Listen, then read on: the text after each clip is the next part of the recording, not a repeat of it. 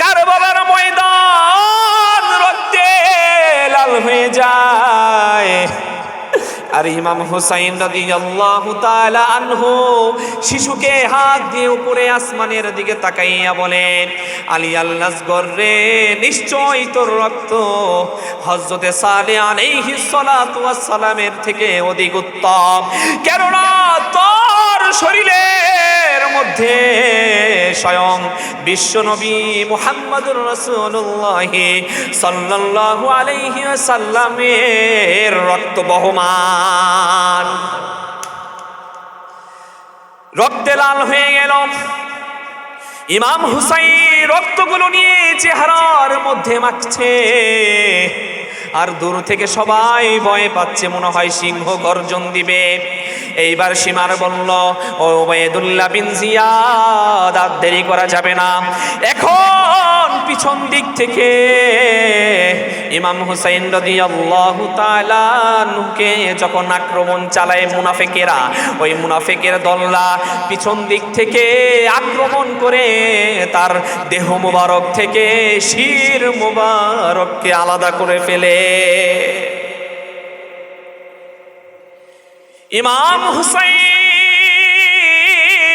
রাদিয়াল্লাহু তাআলা আনহুর শির মুবারক দেহ থেকে আলাদা করে ফেলল। থমথমে পরিবেশ, কারবালার ময়দান, থমথমে পরিবেশ, চারদিকে কেমন যেন হাহাকার শুরু। হায় হায় হায় হায়, কি অবস্থা তৈরি হইয়া গেল। এইবার আহলে বাইতের 19 জন সদস্য তাবুর মধ্যে ছিলেন, সবাইকে একে একে ধরে ধরে জবাই করে ফেলেন সেই পাপিষ্ঠ ওবায়দুল্লাহ বিন জিয়াদ। আলহামদুলিল্লাহ আলহামদুলিল্লাহি ওয়া কাফা ওয়া সালামুন আলা ইবাদিহিল্লাযীনা ইসতাফা। আম্মা বা'দ, ফাউযু বিল্লাহি মিনাশ শাইতানির রাজীম। বিসমিল্লাহির রহমানির রহিম। বিসমিল্লাহির রহমানির রহিম সবে আমার সাথে পড়বেন। তার কারণ হচ্ছে মুফাসসিরিনে কেরামরা লিখেন, কোনো ব্যক্তি যদি বিসমিল্লাহ পড়েন, আল্লাহ যদি এই বিসমিল্লাহ কবুল করেন, তাহলে একবার বিসমিল্লাহ পড়ার কারণে 4 জন লোককে আপনি বেহেশতের মধ্যে নিতে পারবেন। কয়জন লোককে? নিজে তো বেহেশতে যাবেনই, আবার 4 জন লোককে সাথে করে নিয়ে যেতে পারবেন ইনশাআল্লাহ। এবং স্পেশাল একটা বেহেশতে নিতে পারবেন, যেই বেহেশতের মধ্যে 4000 জানালা থাকবে। কয় হাজার? 4000 জানালা। সাহাবায়ে কেরামরা বলল, ইয়া রাসূলুল্লাহ, ইয়া হাবিবাল্লাহ, 4000 জানালা দিয়ে কি হয়? বড় বড় একটা করে জানালা চারদিকে 4টা দিলেই তো হয়, 4000 জানালা দিয়ে কি হয় বা কি হবে? ওই সময় আল্লাহর রাসূল বললেন, সাহাবীরা রে, এই 4000 জানালার বৈশিষ্ট্যতা হচ্ছে যে কোনো একটি জানালা দিয়ে তাকালেই দেখা যাবে মহান আল্লাহ তাআলাকে। কাদের কুদরতদারি বার কামাল, আনতা রব্বি আনতা হাসবি জুল জালাল, তুহি কাদের জলিলুল্লাহ জাহাদান, বহর হালে তুহি মেরা নিগাহদান। কার কুদরত? মহান রব্বুল আলামিনের। সবাই আমার সাথে বলেন, বিসমিল্লাহির রহমানির রহিম।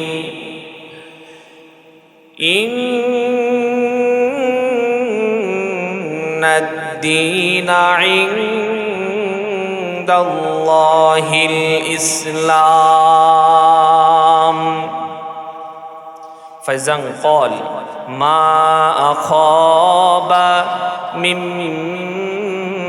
মুসিবাতিন ফিল আরদি ওয়ালা ফি আনফুসিকুম ইল্লা ফি কিতাব। সাদাকাল্লাহুল আযীম। আল্লাহ তাআলার কাছে লাখো কোটি শুকরিয়া যে আল্লাহ তাআলা আমাদেরকে পবিত্র দিনে আল্লাহ তাআলার ঘরে মসজিদে আসার এবং বসার তৌফিক দান করেছেন এবং শুহাদায়ে কারবালা সম্বন্ধে আলোচনা করার এবং আমাদের শোনার জন্য আল্লাহ তাআলা তৌফিক দান করেন। সবাই বলেন আলহামদুলিল্লাহ। সময় খুবই স্বল্পতার কারণে আমি ডিরেক্ট ইনশাআল্লাহ আলোচনার মধ্যে চলে যাব। আপনারা ইনশাআল্লাহ অল্প সময় বসতে পারবেন তো? ধৈর্য হবে ইনশাআল্লাহ? খুবই অল্প সময়ের মধ্যে ইনশাআল্লাহ এই আলোচনা আসলে সারা রাত করলেও কিন্তু শেষ হবে না, কিন্তু মেইন বিষয়গুলো ইনশাআল্লাহ আমি বলার চেষ্টা করব। আজ থেকে প্রায় 1400 বছর পূর্বে হযরতে আবু বকর রাদিয়াল্লাহু তাআলা আনহু থেকে শুরু করে হযরত ওমর এবং আলী কাররামাল্লাহু ওয়াজহি রাদিয়াল্লাহু তাআলা আনহু পর্যন্ত তারা শাসন করেন 30 বছর। কত বছর? 30 বছর শাসন করে। 30 বছর পরে যখন আলী রাদিয়াল্লাহু তাআলা আনহুর পরে খোলাফায়ে রাশেদার নমুনায় মানে খেলাফতের দায়িত্ব আপনার আসে হযরতে হাসান রাদিয়াল্লাহু তাআলা আনহুর কাছে। কার কাছে? হযরতে হাসান রাদিয়াল্লাহু তাআলা আনহুর কাছে আসে। হযরতে হাসান রাদিয়াল্লাহু তাআলা আনহু 6 মাস খেলাফতের দায়িত্ব পালন করেন। কত মাস? 6 মাস। 6 মাস যখন পালন করে তিনি অসুস্থতা থাকার কারণে হযরতে আমিরে মুয়াবিয়া ওহী লিখক আমিরে মুয়াবিয়া রাদিয়াল্লাহু তাআলা আনহু তৎকালীন সময় 1 লক্ষ দিরহাম হাদিয়া নিয়ে হযরতে হাসান রাদিয়াল্লাহু তাআলা আনহুর কাছে যান। হযরতে হাসান রাদিয়াল্লাহু তাআলা আনহুর সাথে তার সাথে একটা চুক্তি হয় যে তিনি অসুস্থতার কারণে ক্ষমতা হস্তান্তর করবে হযরত আমিরে মুয়াবিয়ার কাছে এবং সে যখন সুস্থ হয়ে যাবে তখন আবার ক্ষমতা হযরতে হাসান রাদিয়াল্লাহু তাআলা আনহুর কাছে ক্ষমতা হস্তান্তর করবে। বুঝতে পেরেছেন কথা? তাহলে 6 মাস পরে যখন হযরত আমিরে মুয়াবিয়া রাদিয়াল্লাহু তাআলা আনহুর কাছে ক্ষমতা হস্তান্তর করে তৎকালীন সময়ে পাপিষ্ঠ ইয়াজিদ, কে? পাপিষ্ঠ ইয়াজিদ খুব সুকৌশলে হযরত হাসান রাদিয়াল্লাহু তাআলা আনহুর স্ত্রী ছিল ইয়াজিদের আত্মীয়। ইয়াজিদের কি ছিল? আত্মীয় ছিল, সম্পর্কে হলো বোন। তো তাকে কুপরামর্শ দিয়ে হযরতে হাসান রাদিয়াল্লাহু তাআলা আনহুকে খাবারের মধ্যে বিষ প্রয়োগ করে তাকে হত্যা করে। সবাই বলে ইন্না লিল্লাহি ওয়া ইন্না ইলাইহি রাজিউন। তাকে হত্যা করে তিনি শাহাদাত বরণ করেন। অতঃপর হযরতে আমিরে মুয়াবিয়া রাদিয়াল্লাহু তাআলা আনহু তিনি দীর্ঘ 19 বছর শাসন করে। 19 বছর শাসন করার পরে তিনি অসুস্থ হয়ে পড়েন। অসুস্থ হয়ে পড়ার পরে তিনি এখন দেখেন হযরতে হাসান রাদিয়াল্লাহু তাআলা আনহু তো জীবিত নাই, এখন ক্ষমতা হস্তান্তর করবে সিরিয়াল অনুযায়ী সুন্নাহ মোতাবেক হযরতে হুসাইন রাদিয়াল্লাহু তাআলা আনহু, নবীজির দৌহিত্র, তৃতীয় দৌহিত্র ইমাম হুসাইন রাদিয়াল্লাহু তাআলা আনহু। তো ইমাম হুসাইন রাদিয়াল্লাহু তাআলা আনহুর ব্যাপারে যখন কথাবর্তন চলতেছে, আমিরে মুয়াবিয়া রাদিয়াল্লাহু তাআলা আনহু অসুস্থ। তখন আমিরে মুয়াবিয়া রাদিয়াল্লাহু তাআলা আনহু তৎকালীন সময়ে যে সেনাপ্রধান ছিল তাকে বলল সিরিয়ার দামেস্কে বসে যে একটা চিঠি লিখো ইমাম হুসাইনের কাছে, নবীজির কলিজার টুকরার কাছে। চিঠিতে কি লিখবো? যে হে ইমাম হুসাইন, আপনি সিরিয়ার দামেস্কে আসেন, আপনার কাছে ক্ষমতা হস্তান্তর করা হবে, খেলাফতের দায়িত্ব পালন করবেন আপনি, সবাই আপনার কাছে বায়াত গ্রহণ করবে। কথা আমাকে বুঝতেছেন আপনারা? স্পষ্টভাবে বোঝা যায়? আচ্ছা, না বুঝলে বুঝবেন, আমাকে বলবেন, আমি ইনশাআল্লাহ বোঝানোর চেষ্টা করব। যখন আমিরে মুয়াবিয়া রাদিয়াল্লাহু তাআলা আনহু চিঠি লিখলেন ইমাম হুসাইন রাদিয়াল্লাহু তাআলা আনহুর কাছে, একটা দূত দিয়ে, একজন দূত দিয়ে এই চিঠিটা তো পাঠাতে হয়। ওই সময় তো আর আমাদের বর্তমানে যেমন হোয়াটসঅ্যাপ আছে, ইমেইল আছে, তখন তার ইমেইল ছিল না, ছিল হোয়াটসঅ্যাপ ছিল না যে ইমেইল করে পাঠাবে বা নেটে পাঠাবে। তো একজন দূত ধারা যখন আমিরে মুয়াবিয়া রাদিয়াল্লাহু তাআলা আনহু চিঠিটা পাঠালেন, ইয়াজিদ তখন এই খবরটা জানতে পাইল। তাকে কিছু মুনাফিকরা বলে দিল যে এই ঘটনা। তখন পাপিষ্ঠ ইয়াজিদ কিছু মুনাফিক নিয়ে মাঝ পথে আটকিয়ে দেন সেই দুধকে যখন আটকিয়ে দেয়, আটকানোর পরে সেই চিঠিটা, সেই দুধ থেকে চিঠিটা নিয়ে ওই চিঠিটা নষ্ট করে ফেলে, কোনো কোনো জায়গায় পাওয়া যায় আগুনে পুড়ে ফেলে, কোনো কোনো জায়গায় পাওয়া যায় 70টা ভাগ করে ফেলে। মানে ইমাম হুসাইন রাদিয়াল্লাহু তাআলা আনহুর কাজ পর্যন্ত যাইতে দিল না। আর ইমাম হুসাইন রাদিয়াল্লাহু তাআলা আনহু জানেই না যে আমিরে মুয়াবিয়া রাদিয়াল্লাহু তাআলা আনহু তাকে খেলাফতের দায়িত্ব দেওয়ার জন্য চিঠি প্রেরণ করেছে। কথা কি বুঝতে পেরেছেন? আচ্ছা, এখন আমিরে মুয়াবিয়া রাদিয়াল্লাহু তাআলা আনহু একজন ওহী লিখক সাহাবী ছিলেন, যার বিষয়ে খোলাফায়ে রাশিদিন বলেন, তাবি বলেন, মুস্তাহিদিন বলেন, কোনো মুস্তাহিদ পর্যন্ত তার বিরুদ্ধে কোনো লেখা লেখে নাই। কিন্তু বর্তমানে একদল দেখা যায় আমিরে মুয়াবিয়া রাদিয়াল্লাহু তাআলা আনহুর বিরুদ্ধে কলম লিখে। আল্লাহ তাআলা তাদেরকে হেদায়েত দিক, বলেন আমিন। অনেক বড় সাহাবী ছিলেন, কিন্তু সুবহান মর্যাদা দান করেছেন আল্লাহ তাআলা আমিরে মুয়াবিয়া রাদিয়াল্লাহু তাআলা আনহুকে। আচ্ছা, এখন 19 বছর পেরিয়ে যখন 20 বছর পূর্ণ হইল, তখন আমিরে মুয়াবিয়া রাদিয়াল্লাহু তাআলা আনহু অসুস্থ থাকা অবস্থায় তিনি মারা যান। তখন হলো 60 হিজরি। আরবি কত হিজরি? 60 হিজরি। যখন 60 হিজরিতে তিনি মারা গেল, মারা যাওয়ার পরে সবখানি একই স্লোগান, খেলাফত চাই, খলিফা চাই। ইসলামের পরিভাষায় আমরা খলিফা নিযুক্ত করতে চাই, ন্যায় বিচার প্রতিষ্ঠা করার জন্য, সুন্নাহ পুনর্জীবিত করার জন্য আমরা খলিফা চাই। কিন্তু ইয়াজিদ এমনভাবে মুনাফিকদেরকে নিয়ে সাজায় ফেলছিল গেম, যে তার থেকে যে ক্ষমতা নিবে সেটা অসম্ভব হয়ে দাঁড়াইছিল। গভীর মনোযোগ। সিরিয়ার দামেশকে পাপিষ্ঠ ইয়াজিদ অগণতান্ত্রিকভাবে সে ক্ষমতা দখল করেন। ক্ষমতা যখন দখল করল, মক্কা মদিনা থেকে শুরু করে ইরাকের মধ্যে যে বড় বড় ইসলামিক সাহাবীরা ছিলেন, স্কলাররা ছিলেন, তাবিরা ছিলেন, সবাই কিন্তু ইয়াজিদের প্রতি অনেক রাক্ষস ছিলেন। কিন্তু তৎকালীন সময় সবাই ঐক্যবদ্ধ না থাকার কারণে সকল সেনাদের শক্তি একমাত্র ইয়াজিদের ছিল। ইয়াজিদ তৎকালীন সময়ে ইরাকের কুফা নগরীর মধ্যে গভর্নর ছিল নোমান ইবনে বশির রাদিয়াল্লাহু তাআলা আনহু। তার থেকে খবর পাইলেন কুফা নগরীর মধ্যে যারা বসবাস করেন তারা গুনগুন করে পিছনে পিছনে বলতেছে, ইয়াজিদকে আমরা মানি না, ইয়াজিদের শাসন আমরা মানি না, আমরা সুন্নাহকে পুনর্জীবিত করতে চাই, ন্যায় বিচার প্রতিষ্ঠা করতে চাই। মহানবী সাল্লাল্লাহু আলাইহি ওয়াসাল্লাম যে খলিফা নিযুক্ত করে দিয়েছিলেন, সেই খলিফাদের নমুনায় রাষ্ট্র শাসন ব্যবস্থা চাই। ইয়াজিদ হলো মদ্যপান করত। তিনার অনেক ব্যাড রেকর্ড আছে, বিভিন্ন বিশেষ করে 27 জন বড় বড় মুস্তাহিদগণ তাকে কাফের ঘোষণা করেন। এই 27 জন মুস্তাহিদগণ যখন তাকে কাফের ঘোষণা করেন, ইরাকের মধ্যে একটা পিছনে পিছনে কান পড়া শুরু হয়ে যায়। আমরা এখন কি করব? আমাদের তো নতুন আমির নিযুক্ত করা দরকার।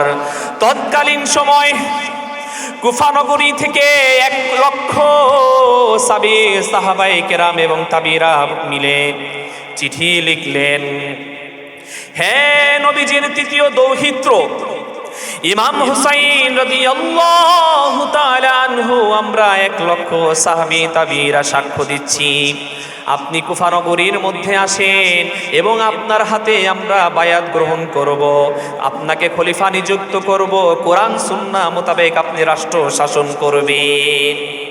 কয় লক্ষ সাহাবী?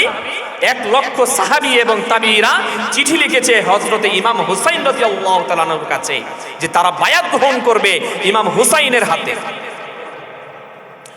এই চিঠি যখন পাইলেন তৎকালীন সময়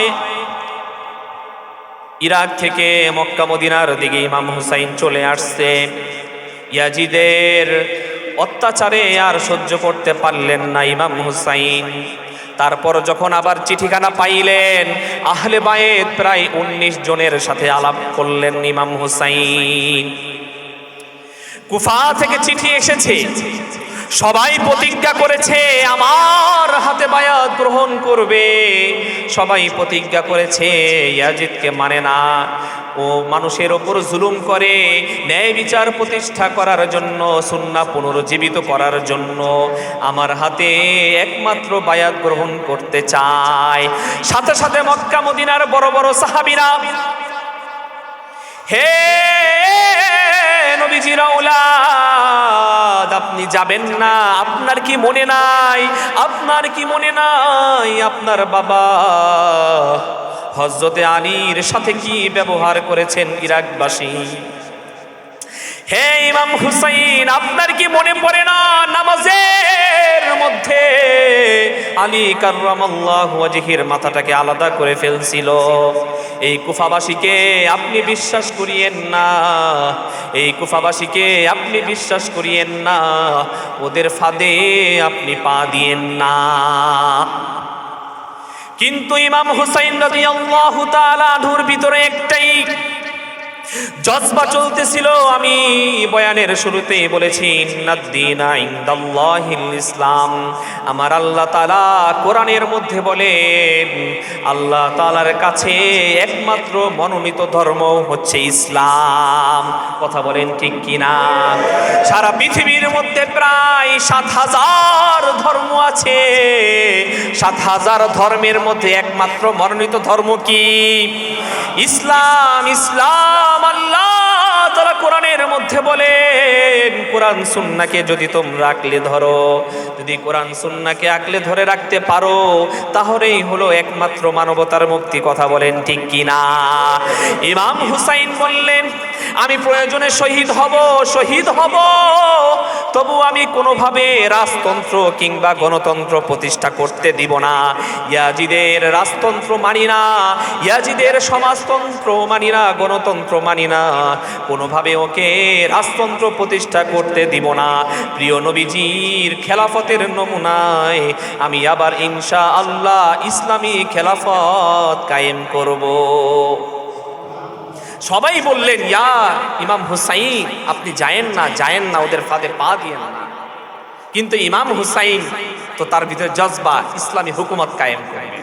তার আপন চাচাতো ভাই মুসলিম ইবনে আকিলকে দূত হিসাবে তিনি ইরাকে পাঠান এবং মুসলিম বিন আকিলকে বললেন, ইমাম হুসাইন, যে ভাই আমার, তুমি ওখানে যাওয়ার পরে যদি দেখো পরিস্থিতি খুব স্বাভাবিক পজিটিভ, তাহলে তোমার নিজের হাতে লিখিত একটা পত্র আমাকে দিবা। কারণ ইমাম হুসাইনের হাতের লেখা তো সে বুঝতো, এবং মুসলিম ইবনে আকিলের হাতের লেখাও কিন্তু ইমাম হুসাইন বুঝতো। তোমার নিজের হাতের লিখিত একটা লেখা আমাকে দিবা যে হ্যাঁ, ইরাকবাসীর এই বর্তমান কন্ডিশন, আপনি ইনশাআল্লাহ এখানে আসতে পারেন। তোমার হাতের লেখার উপর ডিপেন্ড করি আমি ওখানে কাফেলা সহ রওনা হব। মুসলিম ইবনে আকিল কুফানগরীর মধ্যে গেলেন। কুফানগরীর মধ্যে যাওয়ার পরে, যাওয়ার সাথে সাথে ইমাম হুসাইন রাদিয়াল্লাহু তাআলা আনহুর পক্ষে 18,000 সাহাবী তাবিরা বায়াত গ্রহণ করে। কত হাজার? 18,000। চিন্তা করে দেখেন।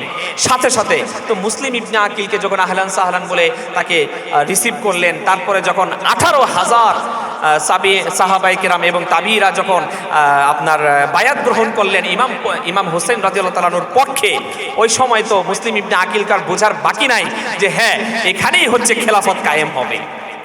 তো সবাই রিকোয়েস্ট করলেন যে হে মুসলিম ইবনে আকিল, আপনি প্লিজ, আপনি যত দ্রুত সম্ভব আপনি ইমাম হুসাইনকে চিঠি লেখেন, পত্র লিখেন, সে যেন আমাদের এই কুফা নগরীর মধ্যে আসেন। যখন এই কথা বললেন, মুসলিম ইবনে আকিল নিজের হাতের লেখায় এই লেখাটি লিখলেন যে ভাই আমার, প্রিয় নবীজির তৃতীয় দৌহিত্র ইমাম হুসাইন, আপনি নির্দ্বিধায় নির্ভয়ে কুফা নগরীর মধ্যে আগমন করেন। এখানকার অবস্থা খুবই ভালো, সবাই আপনার আসার আগ্রহে, অধীর আগ্রহে বসে আছেন, আপনার হাতে বায়াত গ্রহণ করবে। জিলহজ মাসের ৮ তারিখের ঘটনা, নির্মম ঘটনা। কাফেলা সহ সবাই রেডি হচ্ছিলেন, কুফা নগরীর দিকে যাবেন। ৪০ জন হলো পুরুষ, ৩২ জন নারী ও শিশু সহকারে সবাই রেডি। এখনই কুফা নগরীর দিকে সবাই রওনা হবেন, কিন্তু ইমাম হুসাইনকে পাওয়া যাচ্ছে না। মদিনার মধ্যে ইমাম হুসাইনকে পাওয়া যাচ্ছে না। ব্যাপার কি? উনি আমাদেরকে বলল রেডি হতে, আর উনিই নাই। ব্যাপারটা কি খুবই সংকোচজনক। উনি কোথায় গেল? আমাদের আম্মা জান উম্মে সালমা রাদিয়াল্লাহু তাআলা আনহু দেখলেন ইমাম হুসাইন রাদিয়াল্লাহু তাআলা আনহু নবীজির রওজা মুবারকের মধ্যে বিদায় নিচ্ছে। আখেরি সালাম লৌহে ওহে নানা জান,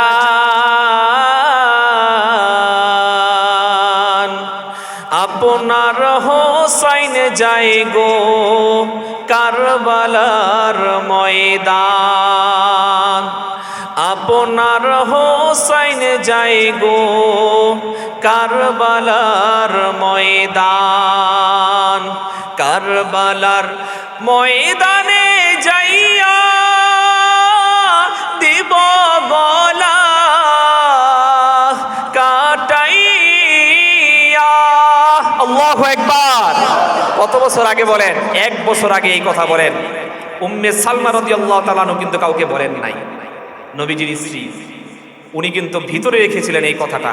উনি যে রওজা মুবারকের ভিতরে ঢুকছেন, এই কথাটা কিন্তু কাউকে বলেন নাই। কারবালার ময়দানে যাইয়া দিব গলা কাটাইয়া, আর নয়া শিব ফিরে, আর নয়া শিব ফিরে মদিনায় আর মক্কায়।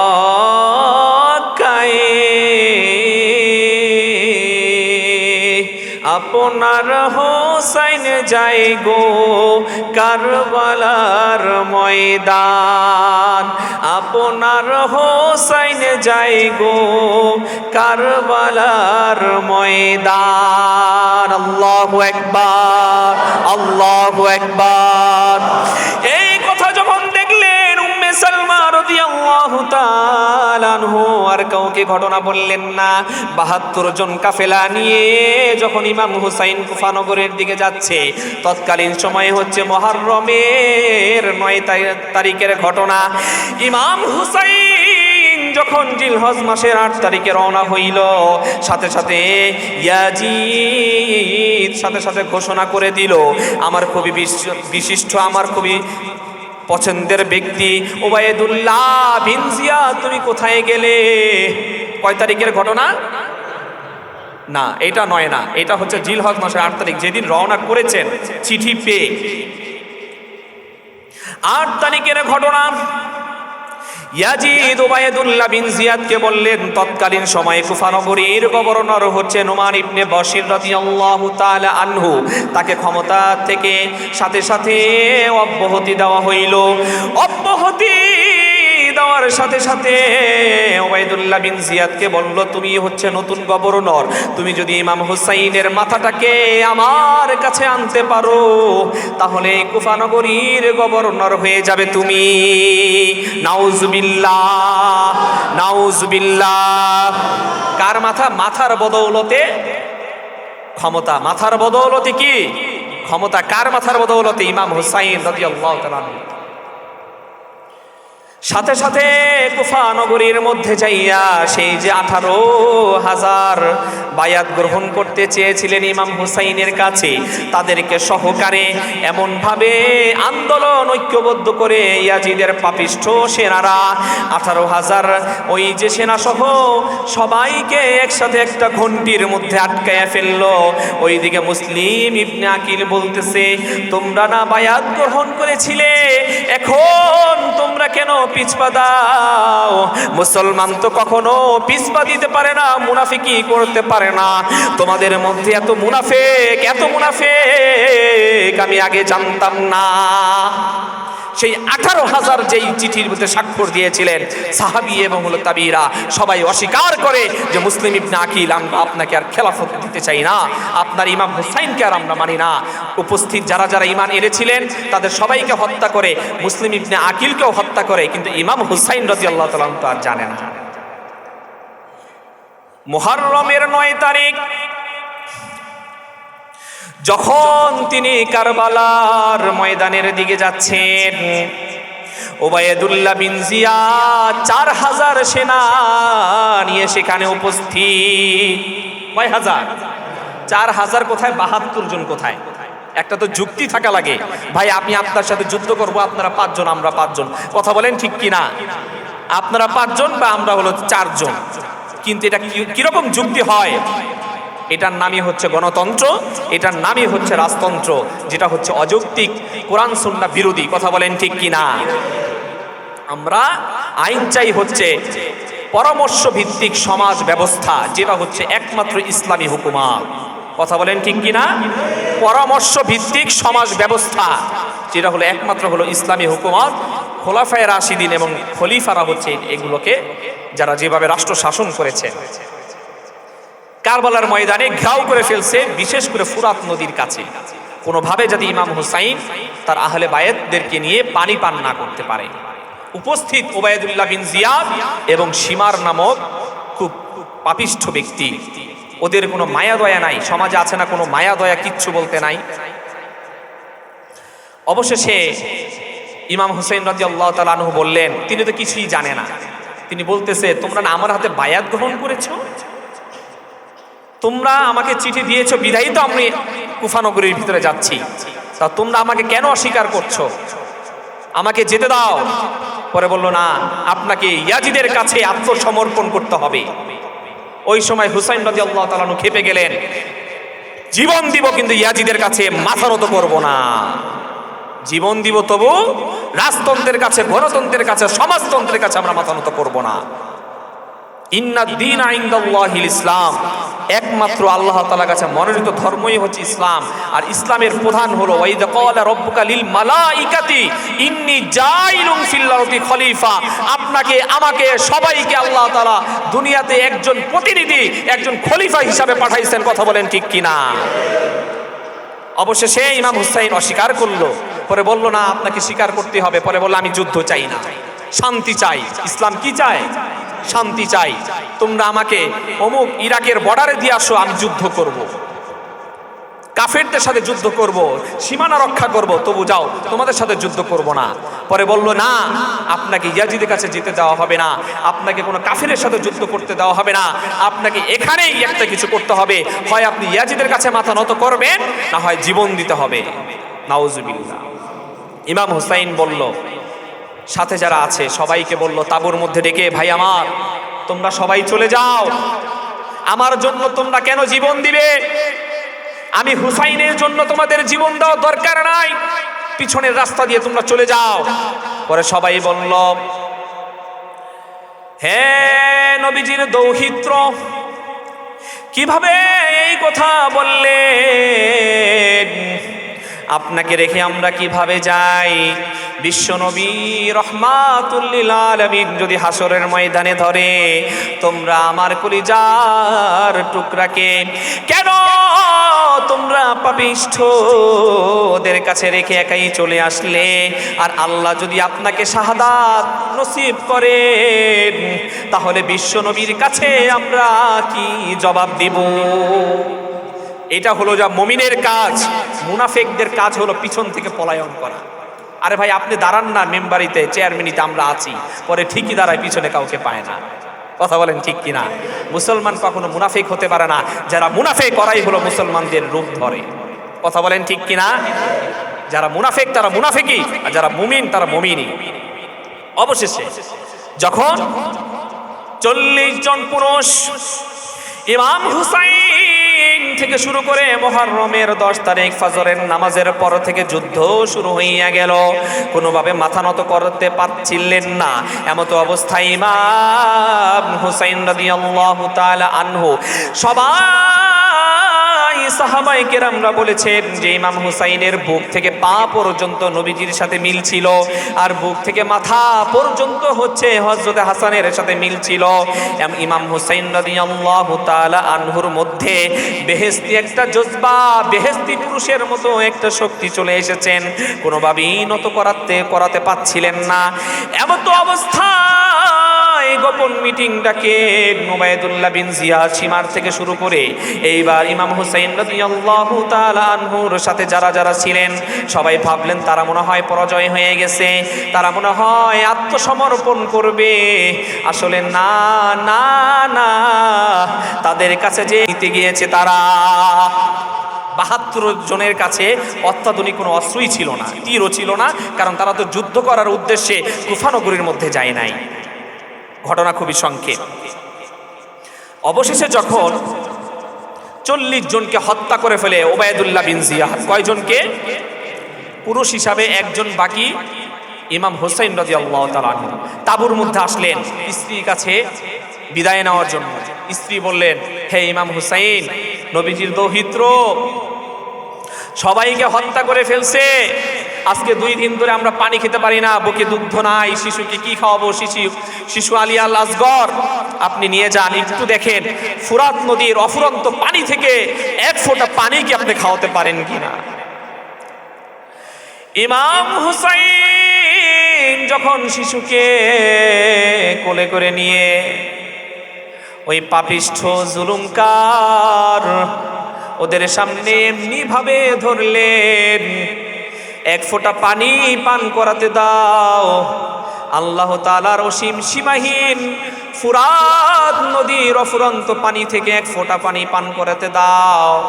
ওই যে পাপিষ্ঠ মন যে এত বড় মাজলুমের উপর জুলুম করে, হৃদয় বিদারক ঘটনা। নবীজির কলিজার টুকরা তৃতীয় দৌহিত্রর পুত্র চতুর্থ দৌহিত্র শিশু আলী আল আসগরকে উদ্দেশ্য করে 40টা তীর ওরা নিক্ষেপ করে। 40টা তীরের মধ্যে 17টি তীর ওই শিশুর কলিজা ভেদ করে অপর প্রান্ত থেকে বের হয়ে যায়, আর কারবালার ময়দান রক্তে লাল হয়ে যায়। কারবালার ময়দান রক্তে লাল হয়ে যায়। আর ইমাম হুসাইন রাদিয়াল্লাহু তাআলা আনহু শিশুকে হাত দিয়ে উপরে আসমানের দিকে তাকাইয়া বলেন, আলী আল আসগর রে, নিশ্চয়ই তোর রক্ত হযরতে সালেহ আলাইহিস সালাতু ওয়াস সালামের থেকে অধিক উত্তম, কেননা তোর শরীরের মধ্যে স্বয়ং বিশ্বনবী মুহাম্মদুর রাসূলুল্লাহ সাল্লাল্লাহু আলাইহি ওয়াসাল্লামের রক্ত বহমান। রক্তে লাল হয়ে গেল। ইমাম হুসাইন রক্তগুলো নিয়ে চেহারার মধ্যে মাখছে, আর দূর থেকে সবাই ভয় পাচ্ছে, মনে হয় সিংহ গর্জন দিবে। এইবার সীমার বলল, ও উবাইদুল্লাহ বিন জিয়াদ, আর দেরি করা যাবে না, এখন পিছন দিক থেকে ইমাম হুসাইন রাদিয়াল্লাহু তাআলা আনহুকে যখন আক্রমণ চালায় মুনাফিকেরা, ওই মুনাফিকের দলরা পিছন দিক থেকে আক্রমণ করে তার দেহ মুবারক থেকে শির মুবারককে আলাদা করে ফেলে। ইমাম হুসাইন রাদিয়াল্লাহু তাআলা আনহুর শির মুবারক দেহ থেকে আলাদা করে ফেলল। থমথমে পরিবেশ, কারবালার ময়দান, থমথমে পরিবেশ, চারদিকে কেমন যেন হাহাকার শুরু। হায় হায় হায় হায়, কি অবস্থা তৈরি হইয়া গেল।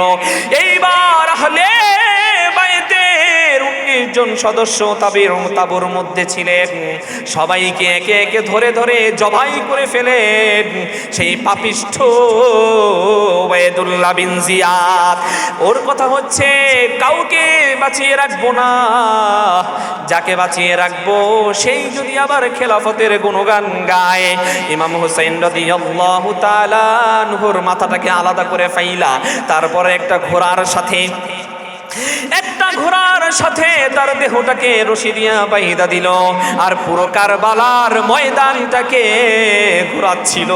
কাদামাটি লাগলো, এমন পরিবেশ, সবাই কান্না করতে করতে শেষ। ওই উপস্থিত 4000 সেনা থেকে কোনো জায়গায় পাওয়া যায় 1700 সেনা তৎকালীন সময় ওবায়দুল্লাহ বিন জিয়াদ থেকে তারা হলো পরিত্যাগ করে। এটা কি করলেন আপনি? আপনার সাথে তো আমাদের সাথে এই কথা হয় নাই।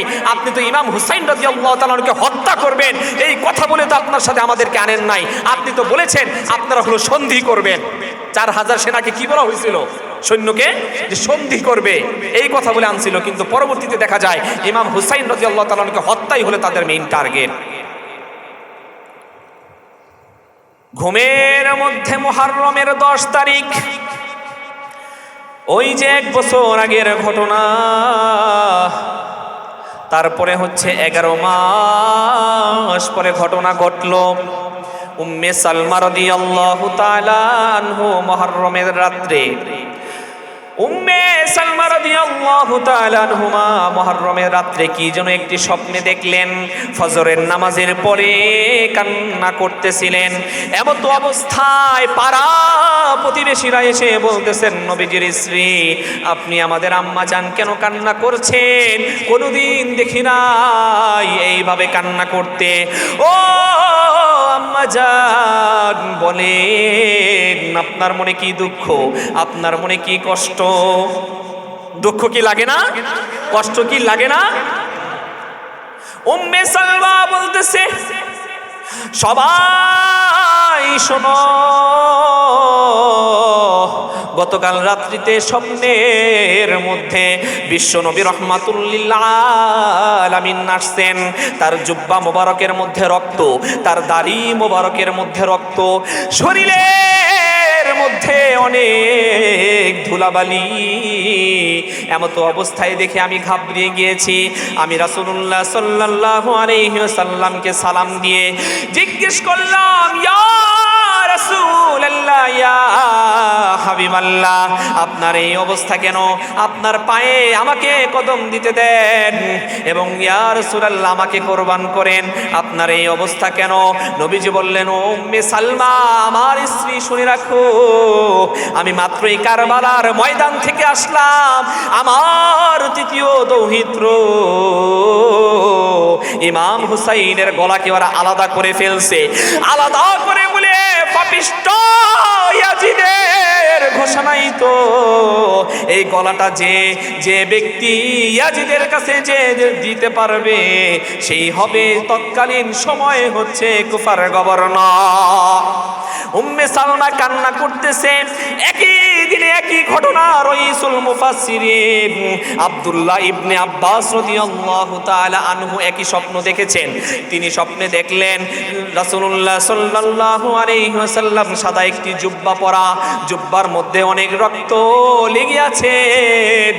তখন আব্দুল্লাহ ইবনে আব্বাস রাদিয়াল্লাহু তাআলা আনহু বললেন, ও আব্দুল্লাহ ইবনে আব্বাস, নবীজি বলতেছে, কি করো তুমি? তুমি কি দেখো না আমার এই অবস্থা? আব্দুল্লাহ ইবনে আব্বাস বলতেছে, ইয়া রাসূলুল্লাহ, ইয়া হাবিবাল্লাহ, আমার মা বাবা হচ্ছে আপনার পায়ে আমি কোরবানি করতে চাই, আপনার এই অবস্থা কেন আপনি বলেন? পরে নবীজি বললেন, আমার হাতে যে বোতলটি দেখছো, এই বোতলটির মধ্যে যে রক্ত, এই রক্ত হচ্ছে আমার হুসাইন সহ সেই ৭২ জনের কাফেলার রক্ত। সকল মুস্তাহিদগণ বলেন, রাইসুল সৈয়দুল মুফাসসিরিন আব্দুল্লাহ ইবনে আব্বাস রাদিয়াল্লাহু তাআলা আনহু যে ঘটনাকে শেয়ার করলেন, কোনোভাবেই এই ঘটনা মিথ্যা হতে পারে না। এই ঘটনা হচ্ছে চরম সত্য। এই কারবালার ঘটনা ধারা আমার প্রিয় নবীজি ব্যথিত হয়ে কারবালার ময়দানে এমনভাবে তিনি লুটেপুটে এমনভাবে গড়াচ্ছিলেন, তারই একমাত্র নমুনা হচ্ছে তার জুব্বা মোবারক। আব্দুল্লাহ ইবনে আব্বাস দেখেছেন তার জুব্বা মোবারক উম্মে সালমা রাদিয়াল্লাহু তাআলা আনহু দেখেছেন, একই স্বপ্ন মিলে গিয়েছেন। অতএব এই পাপিষ্ঠ ইয়াজিদকে যেভাবেই হোক ধ্বংস করতে হবে। কিন্তু তৎকালীন সময় এমন কোনো পার্সন, এমন কোনো ব্যক্তি ছিলেন না ওই জুলুমকারের বিরুদ্ধে কথা বলবে। থমথমে পরিবেশ কারবালা। একমাত্র শিশু জয়নুল আবিদিন রহমতুল্লাহি আলাইহি বেঁচে যান। গভীর মনোযোগ। এই ৭২ জনের কাফেলার মাথা নিয়ে যখন ইয়াজিদের কাছে উবাইদুল্লাহ ইবনে জিয়াদ যান, তখন ইমাম হুসাইন রাদিয়াল্লাহু তাআলা আনহুর মাথা মোবারককে সামনে রাইখা পা দিয়ে বারবার বাড়ি দিচ্ছিল, লাঠি দিয়ে খোঁচাচ্ছিল। ওখানে উপস্থিত ছিলেন মুরব্বী সাহাবী, ৮০ বছর বয়স, হযরতে যায়েদ রাদিয়াল্লাহু তাআলা আনহু। হযরতে যায়েদ রাদিয়াল্লাহু তাআলা আনহু উবাইদুল্লাহ বিন জিয়াদকে বলে, ও উবাইদুল্লাহ বিন জিয়াদ, এতক্ষণ যা করেছো আমি সহ্য করেছি, আর সহ্য করব না। তুমি কার মাথায় পা লাগাও, কার গালে ঠোঁটে তুমি পা লাগাও, আমি নিজ চোখে দিয়েছি, আমি নিজ চোখে দেখেছি বিশ্বনবী রহমাতুল লিল আলামিন ইমাম হুসাইনের ওই জায়গাটায় 1000 বার চুম্বন করেছিলেন। আর মাইরো না। কিভাবে শোনাই আপনাদেরকে ঘটনা? ওর গালে আর হাত দিও না, লাঠি দিয়ে আর খোঁচাচ্ছ না, পা দিয়ে আর মাইরো না, ও তো মরেই গেছে। সাথে সাথে উবাইদুল্লাহ বিন জিয়াদ বলল, এই হযরতে যায়েদ রাদিয়াল্লাহু তাআলা আনহু বর্তমানে কোন চাকরিতে আছেন, ওর চাকরি নট। সাথে সাথে চাকরি চ্যুত করে দিলেন। একের পর এক যত ইমানদার সাহাবী ছিলেন, তাবিঈরা ছিলেন, সবাইকে চাকরি চ্যুত করে দিলেন। এইভাবে করে 4টা বছর ইয়াজিদ নিজে রাষ্ট্র শাসন করেন। কয় বছর? 4 বছর রাষ্ট্র শাসন করে। কিন্তু ওরা তো জানে না, গোপনে ইরানি এক বন্ধুকে নিয়ে কুফা নগরীর মধ্যে মুক্তার সাকাফি নামক এক যোদ্ধা তৈরি হয়ে গেছেন, যার প্রধান টার্গেট হচ্ছে কারবালার ময়দানে যাদেরকে শহীদ করেছেন, যারা যারা সম্পৃক্ত, এই মুক্তার সাকাফি প্রত্যেককে ধরে ধরে হত্যা করবে। ওর প্রধান টার্গেটই হচ্ছে আহলে বায়েতের প্রতিশোধ নেওয়া। আল্লাহ তাআলা এক যোদ্ধা তৈরি করে দিলেন, মুক্তার সাকাফি রহমতুল্লাহি আলাইহি রাদিয়াল্লাহু তাআলা আনহু। উনি বলেছেন, আপনার আইডলকে আপনি কাকে ফলো করেন? উনি বলেছেন, আমার আইডল একমাত্র হযরত ওমর রাদিয়াল্লাহু তাআলা আনহু। আর এই মুক্তার সাকাফি ঠিক হযরত ওমর রাদিয়াল্লাহু তাআলা আনহুর মতনই তলোয়ার চালাইতেন, যার সামনে হযরত ওমরের সামনে যেরকম কোনো কাফের আসতো না ডরে, ঠিক হযরত মুক্তার সাকাফি রহমতুল্লাহি আলাইহির কাছে কোনো কাফের ডরে আসতো না। উনি যখন 4 বছরের মাথায় ঘটনা সংক্ষিপ্ত আকারে বলতেছি, জয়নুল আবিদিনকে তারপর বলতেছিল, ইয়াজিদ ৭২টা মাথা সামনে, তুমি তো দেখেছো তোমার বাবা আমাকে অস্বীকার করেছে, রাষ্ট্রপ্রধান হিসাবে মেনে নিতে পারে নাই। আপনারা কি আমার কথা বুঝতেছেন? তোমার বাবা আমাকে মেনে নিতে পারে নাই, এই জন্যই দেখো তোমার বাবার কি অবস্থা হয়েছে। স্পষ্টভাবে বোঝা যায় ২৭ জন মুস্তাহিদ বলেন, ইয়াজিদের এই বক্তব্য ধারা বোঝা যায় এই ঘটনার সাথে ইয়াজিদ নিজে সরাসরি ভাবে সম্পৃক্ত। কথা বলেন ঠিক কিনা? জয়নুল আবিদিন তো বাচ্চা, ছোট। ওই যে একটা কোরআনের আয়াত পড়েছি আমি শুরুতে, মা সাবা মিন মুসিবাতিন ফিল আরদি ওয়ালা ফি আনফুসিকুম ইল্লা ফি কিতাব। জয়নুল আবিদিনকে কথা দিয়ে প্রশ্ন করলেন, আর জয়নুল আবিদিন উত্তর দিল মহাগ্রন্থ আল কোরআন থেকে। মহাগ্রন্থ আল কোরআন থেকে বলতেছে, আমার বাবা ইমাম হুসাইনের লেখা ছিল শাহাদাত, আপনি ইয়াজিদ তো মারেন নাই, আমার আল্লাহ তাআলা আমার বাবাকে শাহাদাত লিখে রেখেছিলেন, এই জন্যই হচ্ছে কি ব্রেইন ভাবে দেখেন, ও যদি ইয়াজিদকে উপস্থিত যদি হিট বা আক্রমণাত্মক যদি কোনো কথা বলতেন তাহলে কিন্তু মেরে ফেলে, কারণ ওর উপর একটা টার্গেট তৈরি হয়ে যেত। কিন্তু এমনভাবে আল্লাহর আমাদের উত্তরটা দিল কোরআনের আয়াত ধারা, যে ওকে ছেড়ে দিল, যে আসলেই তো আল্লাহ যা লিখেছেন তাই তো হয়েছে। এইবার ইয়াজিদ আর কোনো কথা বলতে পারলো না। ইয়াজিদের সন্তান সামনেই সন্তানকে বলতেছে, হে আমার পুত্র, তুমি জয়নুল আবিদিন রহমতুল্লাহ আলাই, জয়নুল আবিদিনের কথার উত্তর তুমি দিয়ে দাও বাপজান। পরে তার ছেলে বলতেছে, আব্বা জয়নুল আবিদিন যে উত্তর দিয়েছে সেই উত্তর আমার কাছে নাই। কথা বুঝতে পেরেছেন? এইরকম করে যখন 4 বছর এরকম পূর্ণ হইল, ইয়াজিদের ক্ষমতা, ইয়াজিদ মারা গেল স্বাভাবিক অবস্থায়, কিন্তু ওই যে পা দিয়ে যে ইমাম হুসাইন রাদিয়াল্লাহু তাআলা আনহুর মাথাটাকে নাড়াচ্ছিল, এই যে পা দিয়ে নাড়াচ্ছিল, এই 4টা বছর ওই পাটা পচে গলে একবারে কাটা লাগছে ওর পা, ইয়াজিদের পা। কথা বুঝতে পারছেন? যে পা দিয়ে মাথা মোবারককে বাড়ি দিয়েছে বা ধরেছে, স্পর্শ করেছে, সেই পা ইয়াজিদের কাটা লেগেছে 4 বছর। ওই পায়ের যন্ত্রণায় ঘুমাইতে পারে নাই। এই মাথা মোবারক যেখানে রেখেছিলেন ইয়াজিদ, সেইখানে অনেকেই দেখেছেন, বলেছেন যে আমি বিশ্ব নবীকে দেখেছি এখানে রাতে রাতে আয়েশা দেখা করতেন। অবশেষে সেই মাথার ওখানে রাখতে পারে নাই। 4 বছর পর মুক্তার সাকাফি ইয়াজিদ সহ উবাইদুল্লাহ বিন জিয়াদ এবং সীমার সহকারে সবাইকে হত্যা করে ফেলে। উদ্দেশ্য একটা আমাদের বুঝতে হবে। অনেকে মন্তব্য করেন ইমাম হুসাইন মনে হয় ক্ষমতার লোভে কুফা নগরীতে গেছে, নাউজুবিল্লাহ। অনেকে বলে, অনেকে এই কথা বলে, খবরদার এই কথায় কান দেওয়া যাবে না। ইমাম হুসাইন রাদিয়াল্লাহু তাআলা আনহুর একটাই কথা ছিলেন যে আমি আমার জান থাকতে প্রিয় নবীজির হাদিস বা কোরআনের বিপরীত কোন আইন পাশ হতে দিব না। রাজতন্ত্র কি কোরআনিক না। রাজতন্ত্র গণতন্ত্র হলো কুফরি মতবাদ। কি মতবাদ? কুফরি মতবাদ। আল্লাহ তাআলা আমাদের সবাইকে এই কুফরি মতবাদ থেকে সরে এসে কোরআন সুন্নাহ অনুযায়ী আমল করার এবং রাষ্ট্রবিধানকে কোরআনী সুন্নাহ হিসাবে প্রতিষ্ঠা করার মতো ইমানিক জজবা আল্লাহ তাআলা আমাদের ভিতরে দেখ। সবাই বলেন আমিন। আজকের এই ঐতিহাসিক ঘটনা সময় আমার আসলে 30 মিনিট ছিল, কিন্তু এখানে প্রায় 45 মিনিট হয়ে গেছে। আমি তারপরও গুছিয়ে বলতে পারলাম না। অনেক ঘটনা আমি কেটে কেটে তারপর আপনাদের মাঝে বললাম। আসলে এই ঘটনা 30 মিনিটের ঘটনা না। আমি কৃতজ্ঞতা জানাই এই মসজিদের সম্মানিত সেক্রেটারি সাহেব আব্দুল হক সাহেবকে। আলহামদুলিল্লাহ, আমাদের হযরতুল আল্লাম মুফতি মিসবাহুদ্দিন দামাত বারকাতুহুম, তাকে সবার প্রতি আমি কৃতজ্ঞতা জানাই। এবং এই মসজিদ কমিটির সদস্য থেকে শুরু করে আজও পর্যন্ত, শুরু থেকে আজও পর্যন্ত যারা যেভাবেই সম্পৃক্ত, 1 টাকা থেকে শুরু করে লাখ টাকা পর্যন্ত যারাই এইটার সাথে সম্পৃক্ত আছেন, আল্লাহ তাআলা সবাইকে নাজাতের জরিয়া বানায়া দেখ। সবাই বলেন আমিন। যাই হোক, এই ঐতিহাসিক দিনে, এই কারবালার দিনে মুসলমানদের একটাই হলো করণীয়। সেই করণীয়টা হচ্ছে ভারাক্রান্ত হৃদয় নিয়ে বেশি বেশি দোয়া করা। শিয়ারা কি করে জানেন? যারা শিয়া আছে, শিয়ারা হলে ইসলামের বাহিরে গোমরাহি হয়ে গেছে। এখন আমি আর আপনি যদি শিয়াদেরকে উল্টা করতে যায় যে শিয়ারা হচ্ছে এই দিনে খুবই কান্নাকাটি করে, এই করে, তা আমরা ভালো খাবার খাবো, নতুন পোশাক পরবো, এটা তাহলে ভুল হবে, এটা গোমরাহি হবে। কারণ শিয়ার বিরুদ্ধে করতে যায় ইমাম হুসাইন রাদিয়াল্লাহু তাআলার বিরুদ্ধে হয়ে যাবে। কারণ ইমাম হুসাইন রাদিয়াল্লাহু তাআলা এই দিনে মারা গিয়েছেন, শহীদ হয়েছেন, শাহাদাত বরণ করেছেন। সেই দিনে আপনি আনন্দ ফুর্তি কিভাবে করেন?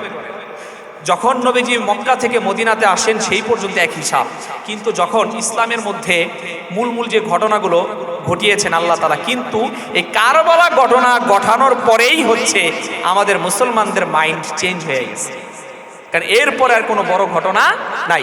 ইসলামের ইতিহাসে বড় ঘটনা হচ্ছে কি জানেন? শেষ ঘটনা যেটা হচ্ছে নবীদের মধ্যে প্রিয় নবীজি হযরত মুহাম্মদ সাল্লাল্লাহু আলাইহি সাল্লামকে এই দিনে আল্লাহ তাআলা ঘোষণা করেছেন, হে রাসূল, আপনার সামনের পিছনের বর্তমান সমস্ত গুনাহ আমি মাফ করে দিলাম। এই দিনে আল্লাহ তাআলা আমাদের প্রিয় নবীজির সমস্ত গুনাহ মাফ করে দিয়েছিলেন। এটা হচ্ছে সর্বশেষ ঘটনা। কিন্তু এর পরে যে ঘটনা, নবীদের পরে এই কারবালার মতো ঘটনা আর ঘটবেও না, আর আমরা আর কাউকে বলতেও পারবো না। কিন্তু এই ভারাক্রান্ত হৃদয় নিয়ে, এই ব্যথিত মন নিয়ে বলতে চাই এতটুকুই, আল্লাহর কাছে দোয়া করবেন এই ইয়াজিদ সহকারে, ইয়াজিদের সাথে যারা সম্পৃক্ত ছিলেন, ওবায়দুল্লাহ বিন জিয়াদ থেকে শুরু করে এবং সীমার থেকে শুরু করে আজীবন কিয়ামত পর্যন্ত আল্লাহ তাআলা ওদের উপরে লানত বর্ষিত করুন। সবাই বলেন আমিন। ওমা তৌফিকি ইল্লা বিল্লাহ।